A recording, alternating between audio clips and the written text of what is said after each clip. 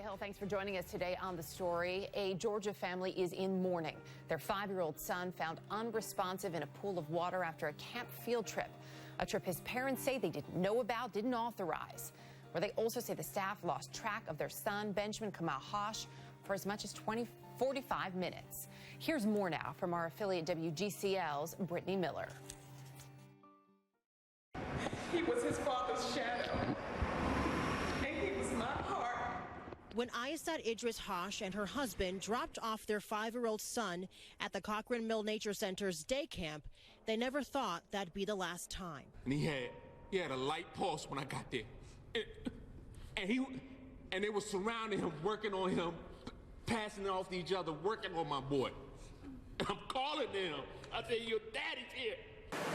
Police say Benjamin Hosch III drowned Friday in a small pond near a waterfall.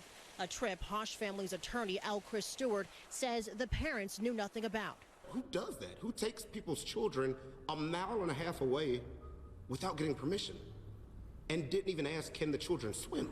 While the family files a lawsuit, I began doing research. I found out the day camp isn't licensed in Georgia and never applied for exemption. In fact, a spokesperson with the state says he didn't even know the camp existed until today and is now investigating. So I questioned a spokesperson with the Cochran Mill Nature Center. He says in part, the child was found a short distance away in a pool of water in an area that had not been visited by the group. Someone has to be held responsible in this situation. We took our cameras out to the waterfall to get a look for ourselves. In minutes, we spotted a poisonous snake in the same area where a group of 5-year-olds were sitting and playing just days before. Chattahoochee Hills police say they're still investigating this incident and will soon sit down with the district attorney to talk about possible criminal charges. And again, that was Brittany Miller from our affiliate WGCL. We did reach out to the Cochran Mill Nature Center. In response, they sent us a statement which reads in part, "We are heartbroken and distraught over this tragedy." They went on to describe what happened on that field trip on the day Benjamin Hosch died, noting the center has hosted summer camps and other outings for children of all ages for 23 years. Because of the pending lawsuit, however, the board, staff, and volunteers have been advised, they said, to submit no further comments at this time. Chris Stewart is the attorney for the Hosch family and joins us now. How are you? I'm doing well, Chris. Thanks for taking some time to be with us. Most importantly, how is the Hosch family holding up? Devastated. You know, it brings nearly anyone to tears just sitting and listening to them. We heard, I think he goes by Kamal. We heard Kamal's father say, I got there and he had a light pulse. I can't imagine what that moment must have been like for him to be there with your child in that state. What was he told when he arrived? He actually arrived at the hospital. Probably the most despicable thing that has happened is the camp never told the family. The director, no one from the board of directors, the executive director, the staff, no one called this family to tell them their son had been rushed to a hospital at all. And they never called the family for 30 hours. Wait, then how did the family find out where he was? They got a phone call from the police that your son is critical and being rushed to the hospital. Meet us there. They never heard from this place at all until I was hired. And they had no idea. I know the parents maintained, so they never had to sign I mean, my kids go to camp. You have to sign a permission slip to have sunscreen reapplied that you send yourself. They never signed a permission slip? Never. Or were notified of this trip? Each week they get an itinerary of what the kids are supposed to do.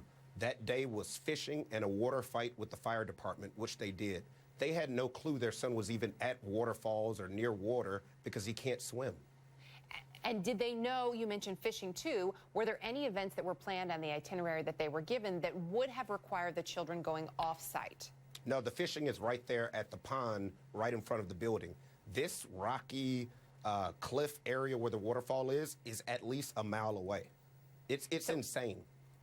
We should point out we did, and I know we showed some of the statement. I'm sure you have seen a similar statement from the camp. They are not commenting too much because of pending legislation.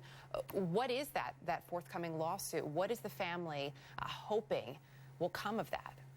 Well, I find it interesting that they can release a statement and respond to media, but they can't contact a family who has just lost a son in their care for 30 hours.